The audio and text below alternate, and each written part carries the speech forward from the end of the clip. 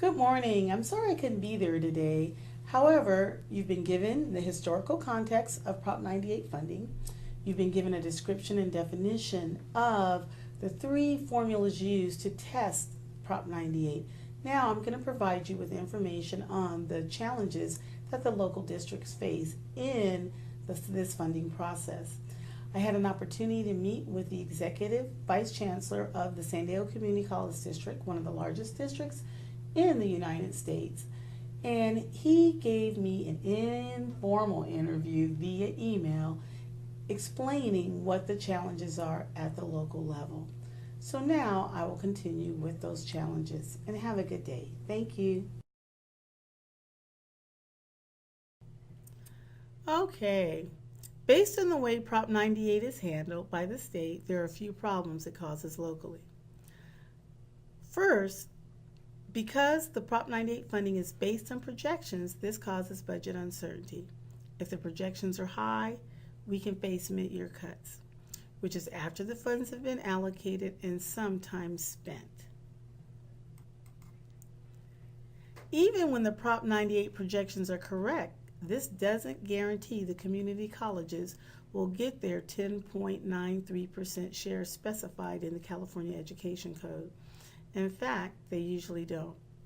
This is because the state has just spent, for example, 40% of the revenue on K-14 under Test 1.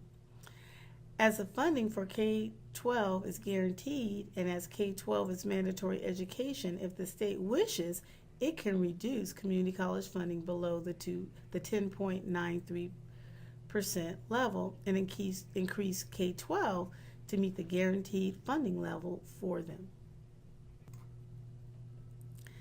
They can still do this and be in compliance with Prop 98 and not have to suspend Prop 98, which takes a 2/3 vote in the legislature, which we all know is a problem, as they are still complying with the 40% requirement. This has always been a big issue with community colleges, as our 10.93% is not guaranteed. We have more challenges. When the state is experiencing growth in revenue and the Prop 98 funding levels increase from one year to the next, the legislature determines how the additional funds are to be used. For example, growth, FTES, COLA, increases in categoricals, etc. Oftentimes, the way the additional funds are distributed are not consistent with the needs of the district. For example, what good does growth funding have for a district that is in decline? None. On the other hand, some districts may have significant increases in inflation costs and need COLA funds. Of course, community colleges would prefer that all new dollars be distributed to them and they decide how these funds are going to be used.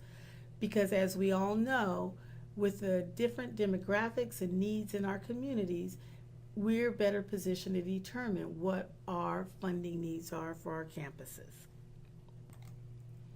Okay, the bottom line.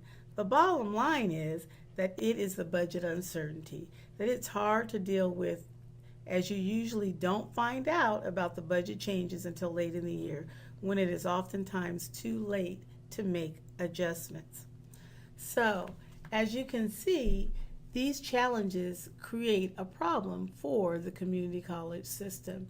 So it is important as we make our transition from the K-12 system that funding suits us better, that allows us autonomy from the system as well as at our local level so we can better serve our students.